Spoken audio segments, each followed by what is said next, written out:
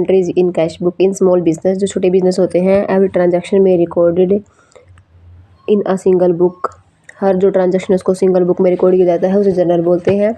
However अगर जो business का जो साइज़ है वो बड़ा है, बिजनेस का के अंदर जो ट्रांजैक्शन है वो ज़्यादा होती हैं, it becomes impractical to record everything in one journal. ये बहुत ही मुश्किल हो जाता है कि हम एक ही बुक में सारी जो ट्रांजैक्शंस हैं उनको रिकॉर्ड करें।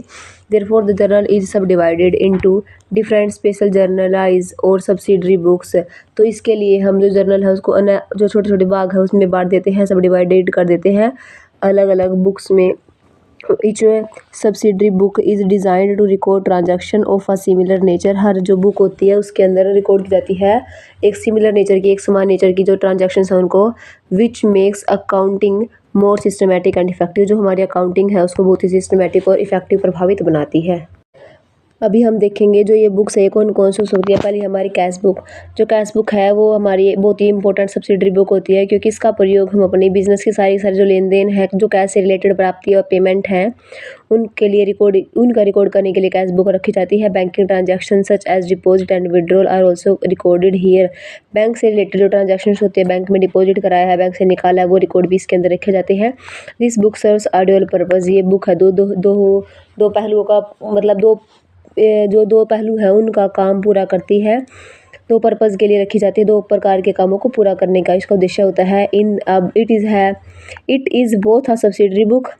सब्सिडरी बुक का मतलब है बुक ऑफ ओरिजिनल एंट्री, जिसमें के अंदर सबसे पहले ट्रांजैक्शंस की जाती है कैश से रिलेटेड, और ये प्रिंसिपल बुक भी होती है क्योंकि इसे हम एज अ लेजर भी यूज़ कर सकते हैं।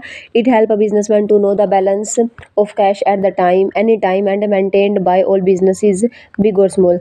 जो कैश बुक है वो हमें बिजनेस का बैलेंस, कैश कितना इस टाइम पे बिजनेस में अवेलेबल है, कितना नहीं है, ये सभी हमें ट्रांजैक्शंस इसके बारे में हमें कैश बुक बता देती है। और ये हर बिजनेस मेंटेन करता है, चाहे कोई बिजनेस छोटा हो चाहे कोई बिजनेस बड़ा हो।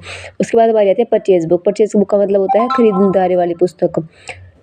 The purchase book is use to record. जो परचेज बुक है उसका यूज़ हम अपने बिजनेस की जो भी उधार में माल खरीदा गया है, जो माल हमने उधार में खरीदा है उसके जो ट्रांजैक्शन है वो परचेज बुक में रिकॉर्ड की जाती है। It does not include cash purchase. जिसके अंदर जो कैश के बदले में परचेज किया वो रिकॉर्ड नहीं किया जाता। Bye maintaining a purchase book businesses can easily keep track of the total good purchase. हाँ, ये जब हम परचेज बुक रखते हैं तो इसे जो बिजनेसमैन है उसको आसानी से ये पता लग जाता है कि उसने कितना माल क्रेडिट पे या फिर उधार पे उठाया है ड्यूरिंग अ पर्टिकुलर पीरियड या फिर एक पर्टिकुलर टाइम के अंदर।